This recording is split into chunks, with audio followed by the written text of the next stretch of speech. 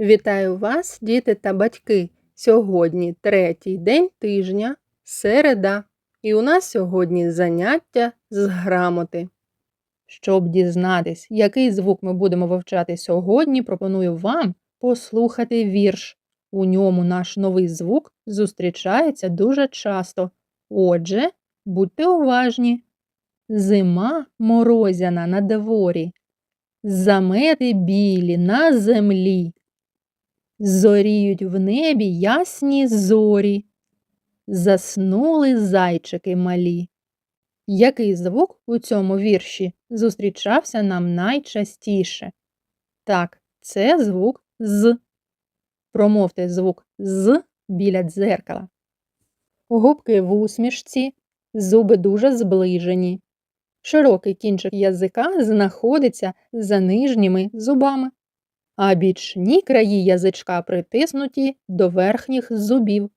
При вимові звука «з» повітря на своєму шляху зустрічає перешкоди у вигляді язика та зубів. Чи можемо ми проспівати звук «з»? З, з, з, з. Ні, не можемо. Отже, звук «з» приголосний. У твердого звука «з», який вимовляється впевнено і твердо, є м'який братик «з». Він вимовляється лагідно та м'яко. І твердий звук «з» і м'який звук «з» на письмі позначається однією і тією ж буквою «з». Буква «з» може бути маленькою і великою. Погляньте, ось так вона виглядає. Запам'ятали? Зараз будемо її шукати. Погляньте на ці предмети і скажіть, де сховалась літера «з». Спробуйте її знайти.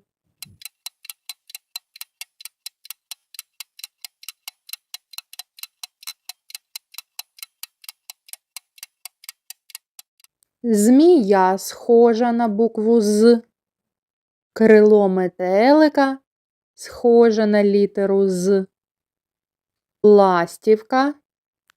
Роги у козлика схожі на букву «з».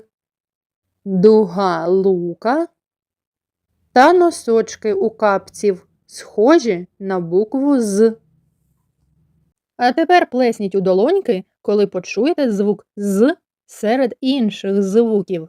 А, з, м, п, з, т, к, з, о, з, ф, з, с, з. Трохи ускладнимо наше завдання. Спробуйте знайти звук «з» у складах. Ма, па, за, зо, ло, оз, ом. І останнє ускладнення. Спробуйте почути звук «з» у словах.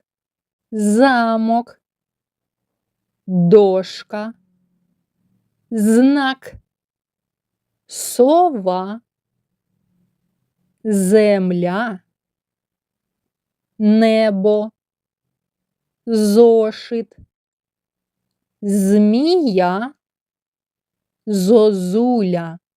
Погляньте на картинки та спробуємо визначити, у яких словах є звук «з». У слові «язик» є звук «з». Язик. Так, є звук «з». А у слові індик. Індик. Ні, немає тут звука «з». Наступне слово папуга. Папуга. Чуєте у ньому звук «з»? Ні, дійсно, не чуємо тут звук «з».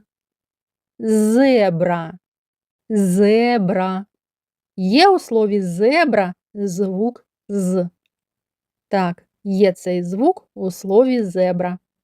Наступне слово – гарбуз. Скажімо разом. гарбуз. Є у цьому слові звук з? Так, є звук з у слові гарбуз. І останнє слово качка. Чи чуєте звук з? Ні, його немає. Повторімо слова зі звуком з. Язик, зебра, гарбуз. Ми зараз визначимо місце звука з у кожному з цих слів. Язик. Де знаходиться звук з у цьому слові?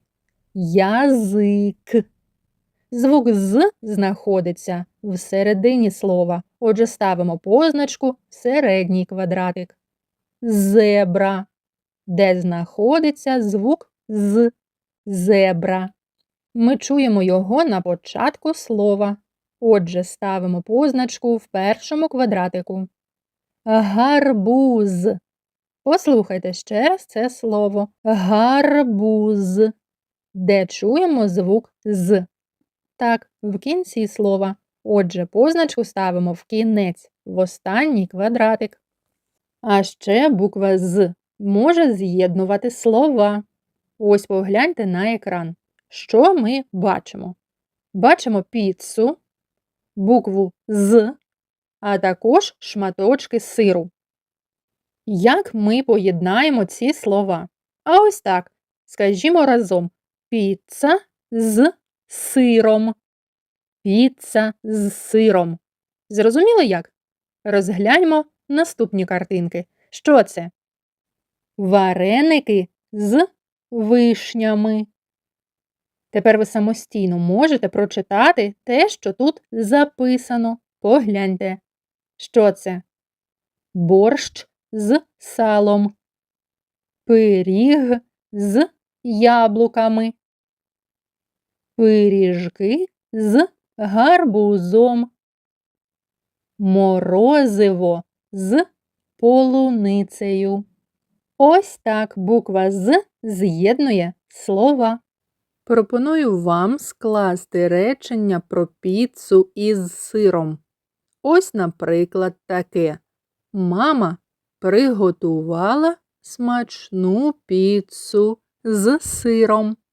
Розберемо разом, з яких слів складається це речення.